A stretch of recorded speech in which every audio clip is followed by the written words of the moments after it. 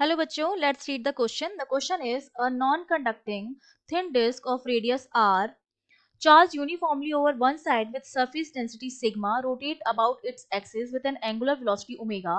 Find the magnetic moment of the disk. तो हमें इस डिस्क का क्या निकालना है? मैग्नेटिक मोमेंट कैलकुलेट करना है. तो देखिए इस क्वेश्चन को सॉल्व करने के लिए हमारा जो की कॉन्सेप्ट रहेगा वो हमारा क्या रहेगा. सबसे पहले तो हमें पता है कि जो मैग्नेटिक मोमेंट होता है which is m vector that is given by I into A, जहां पर ए क्या होता है? एरिया वेक्टर होता है. ठीक है, जो क्या होता है? प्लेन के परपेंडिकुलर होता है. Plane perpendicular to the plane, ये बेसिकली क्या लिया जाता है? परपेंडिकुलर टू द प्लेन वाला जो एरिया होता है वो एरिया वेक्टर हम इसमें काम में लेते हैं. तो हमें क्या निकालना? डिस्क के सेंटर पर निकालना है. तो हमने मान लिया कि ये मेरे पास कोई डिस्क है जिसकी रेडियस आर है.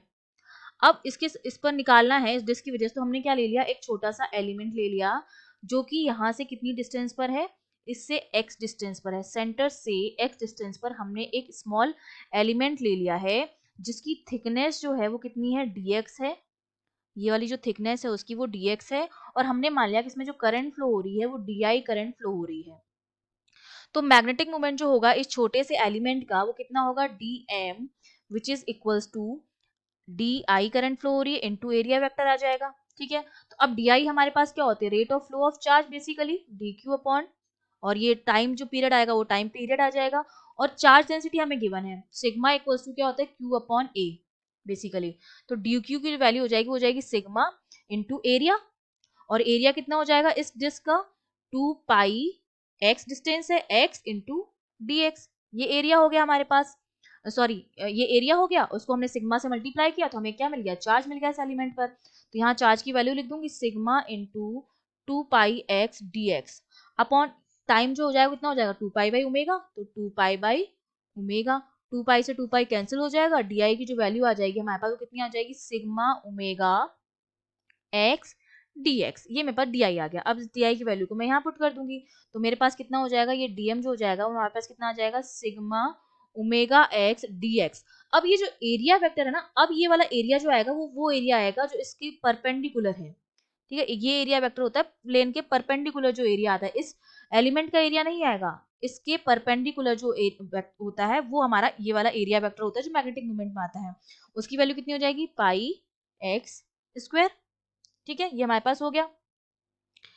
अब ये तो हमने एलिमेंट की वजह से निकाल लिया है, तो इसकी जो वैल्यू हो जाएगी डी एम इक्वल्स टू, वो हमारे पास कितना हो जाएगा? पाई को मैं आगे ले लूँ पाई, और यहाँ से हो जाएगा सिग्मा ओमेगा एक्स का क्यूब बन जाएगा. एक एक्स ये है और एक्स स्क्वायर है एक्स क्यूब, और ये हमारे पास कितना हो जाएगा? एक्स क्यूब और ये डी एक्स.